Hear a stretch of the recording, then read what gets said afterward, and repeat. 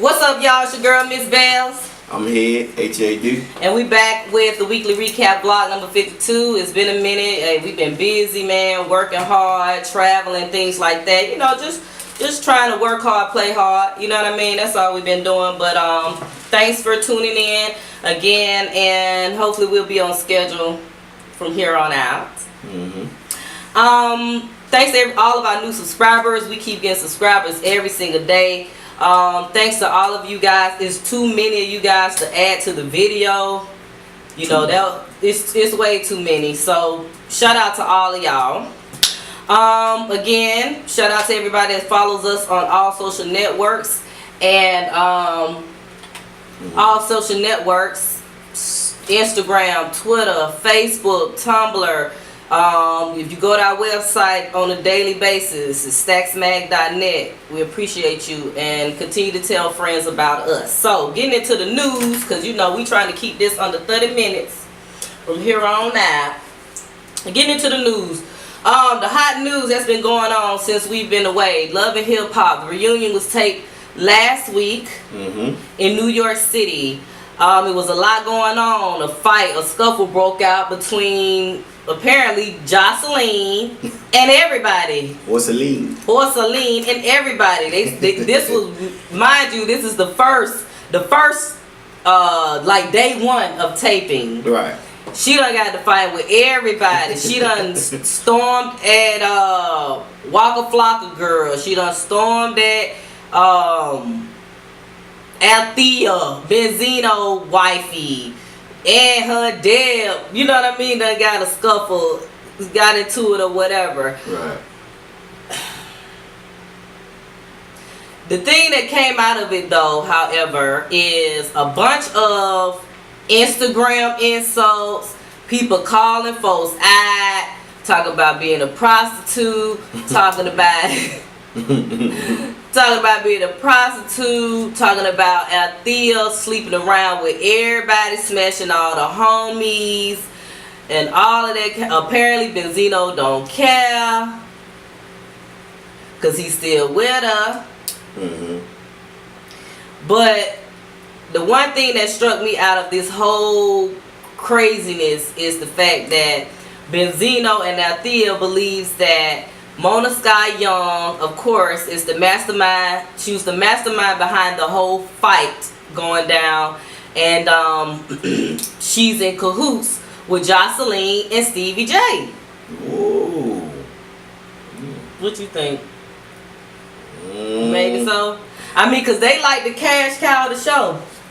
They bringing in the viewers. People tune in to see they foolishness out of all the other characters on the show.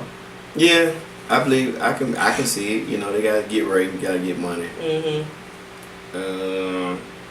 you was a producer, would you manipulate and try to utilize your cash cow on your show as much as possible to the point of doing real ratchet stuff like this? I mean, if it happened, if it happened truly, it's reality TV. You know what I'm saying? So it's made for reality, and I feel like it should be out there if it's true. Right. You know, to me, it's just getting so. It's getting so. It's getting so crazy. Right. It's getting so crazy that it's unbelievable. Yeah, I'm kind of speechless. You know what I mean? And then you never get to see the real footage of when fights and stuff go down. So you really don't know to what extent. Because first it was saying everybody beat up Jocelyn. Then it came out that Jocelyn and stomped on everybody. So you don't really know what's real. You know what I mean? At this point. So yeah. I don't know, but I'll be tuned in. Yeah, I see the fight, but if the world gonna be tuned in. Right. To that. What else? Moving on from Love and Hip Hop, ATL. Shout out to the new season, the females on the new season of R&B Divas LA. This is the second season. The new members is Leela James and Chrisette Michelle. I always want to, as a Chrisette Michelle fan, I always want to kind of understand her. You know what I mean? Like, find out who she is behind the music. You know, outside of the music. And this is a great opportunity, I think, for her to let her fans know, right? You know, who is Chrisette Michele? Can she get ratchet, or is she just boring? TV. Right. You know what I mean? So Leela James, I mean, I listen to her music, but I've never been like a diehard fan, because she's always kind of been like that underground type of soul singer. You know what I mean? So deep voice. She can sing though, but so it's gonna be good. Good to see kind of everybody's dynamic with the new ladies, and you know, bringing up old drama LeBron as well. James. Yeah, LeBron James told the world that he's going back. He's taking his talents back home to Cleveland, Akron, Ohio. That is, and it's outside of Cleveland. He once was in Miami. Everybody knows they was the big three together. Him, Wade, and the big tall guy. Everybody jokes on about being gay. But LeBron opted out, went back to Cleveland. He took a 2-year contract. While the rest of, and this is the thing, he took a 2-year contract, max, and everybody's like, why he didn't take the whole contract? He didn't take the whole contract because NBA players finna get in on TV contracts. So everybody got them 4 and 5 year deals. They won't get an opportunity to get that contract, which he did, which was a smart move. So, and also after a year, he also can opt out. So, and also he did. It was a good thing for the city of Cleveland. Cleveland was down. The area was downtrodden. He did a long essay about it. Hey, his city and the people that look up to him, he owe it to them. He felt their pain, so he wanted to come back home and celebrate. And he also having a daughter on the way with his wife. I forgot her name. Oh, he finally having a little girl. Yeah, they having a little girl. He already got 2 sons. He coming home. He didn't have too much to say. He said it's time to get back to work. He want to bring a ring to Cleveland. Everybody's praising him. His legacy looked like it's gonna stand, which it was good for his legacy because he gonna get paid after this is over, after NBA is over. But if he would have stayed in Miami, which for the glitz and the glamour, that probably would have been it for him making money.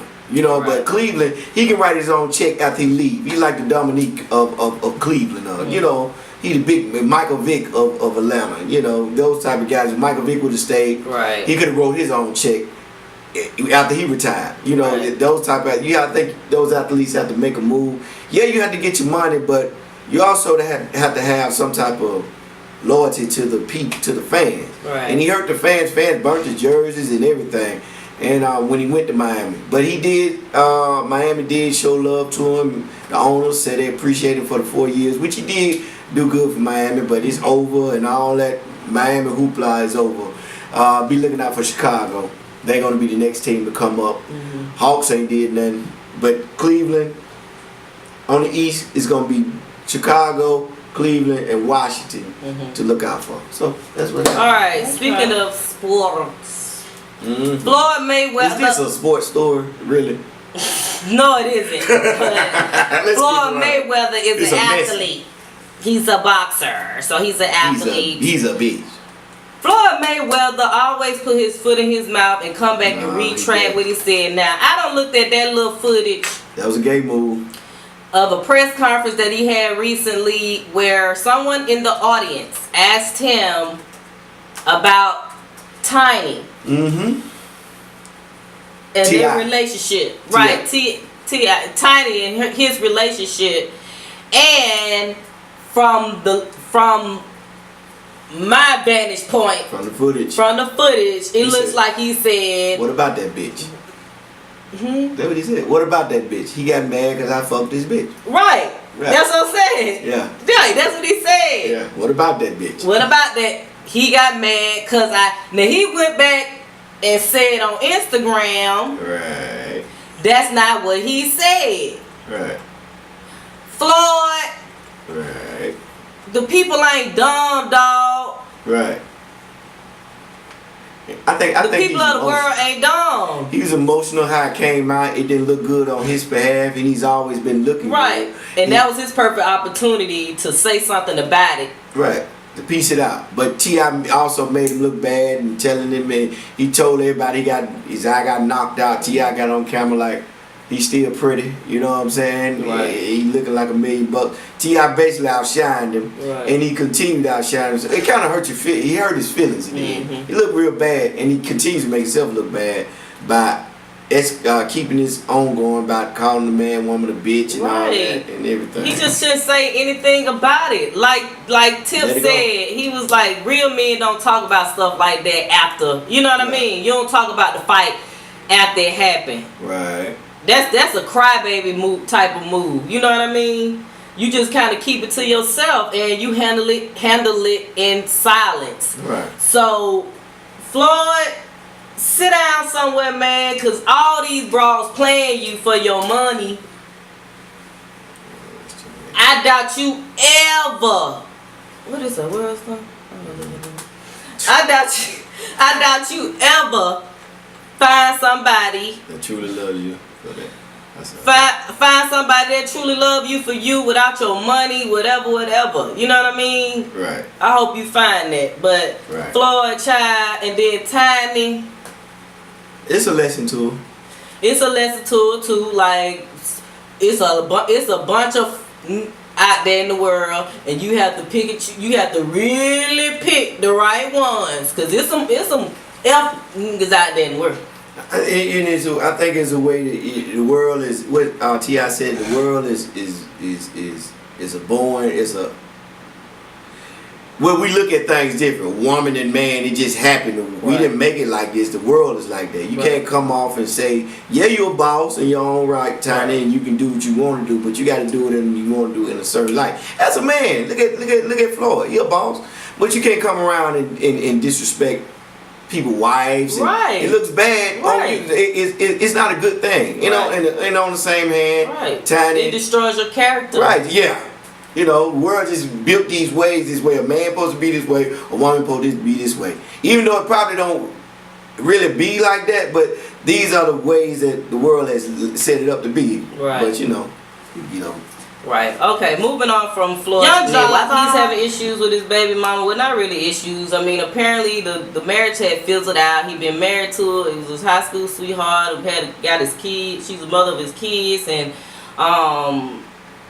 apparently she's probably just, so fed up with the whole love and hip hop hoopla now that he's kind of, regaining his visibility in the entertainment industry or whatever, and she's ready to, I guess, sign the papers for divorce. Yeah. Apparently, of course, coming back. You're right. She'll have child support and alimony and all of that, and she's also, I guess, allegedly, planning to try to get some of his publishing as well. Cause hell, she was with him from It's Going Down. Wow. Wow. So it is what it is. You know what I mean? But interesting enough, N.W.A spoke with VladTV recently. Did an interview with Vlad, and of course you can go on YouTube and pull that up. But in the video, Vlad asked him about, when he was on the Forbes list, because everybody forget that N.W.A was a multi-millionaire at one point. You know what I mean? He was worth, what, $10 million or so? $10 million. Yeah, like $10 million or whatnot, but we don't know where he's at. We don't know we don't know where he's at right now. Mm-hmm. But, hopefully with good money management, he still got them dollars somewhere. You know what I mean? Especially considering he has kids. But he spoke with Vlad, asked him about that, and one thing N.W.A mentioned was that when people saw his name on that Forbes list, he said that was the worst thing that could ever happen to him, because at that point, as we always say when we telling you guys about financial things and giving you guys advice, one thing he said that everybody started looking to him for a handout. He said it got so bad to some people, like he had one person who may have asked him for $1,000 and he didn't give it to him, or he gave him less than that, and then when they figured out he was worth $10 million, then they looking at him like, damn, dog, you know what I'm saying? You worth 10, you couldn't spot me $1,000. Like, that ain't nothing. That ain't nothing to a baller. Right. You know what I mean? So he had counting his money. Right, friends and family who was feeling some type of way about, the things that he did or didn't do for them. Once they figured out how much he was actually worth. Right. And that just goes to show, and that's another thing. I recently interviewed Brandon. Jenny. I miss his name up. Anyway, he used to play. He's a Jacobs. New York Giants. He just retired in January, but he's a 2-time Super Bowl champ. But I asked him,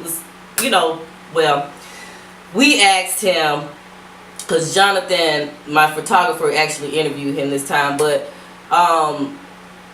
he mentioned something about money as well, and how athletes tend to go broke, not by on all the lavish things that they buy, houses and cars and jewelry and designer clothes and all that. They go broke because of family. Right.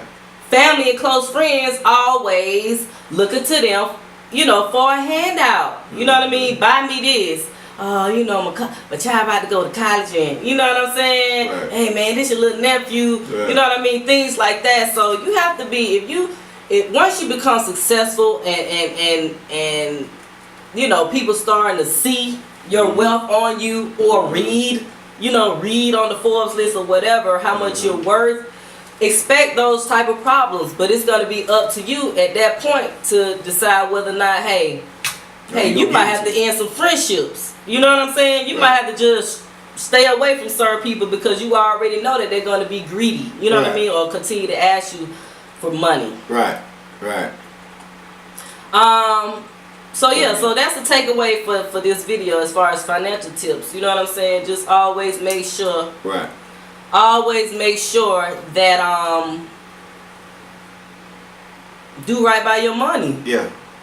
You control your money. Don't allow others to control your money. Yeah.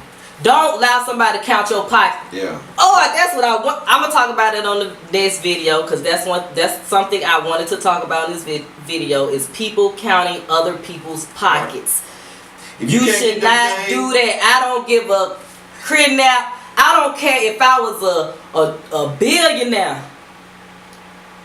and you was my friend. You know what I'm saying? You can't determine what I do with my money. Right. You know what I'm saying? Coulda, woulda, shoulda. Coulda, woulda, shoulda. You know what I mean? Right. You cannot determine what I do with because it's my money. Right. It's my money. And you never know what somebody got going on in their life. Well, they need their money. Right. And can't necessarily help you at the time or whatever. So I'm going to talk about that on the next video. How many minutes we got? Like 2? 1, 2? Like, I want to say 1.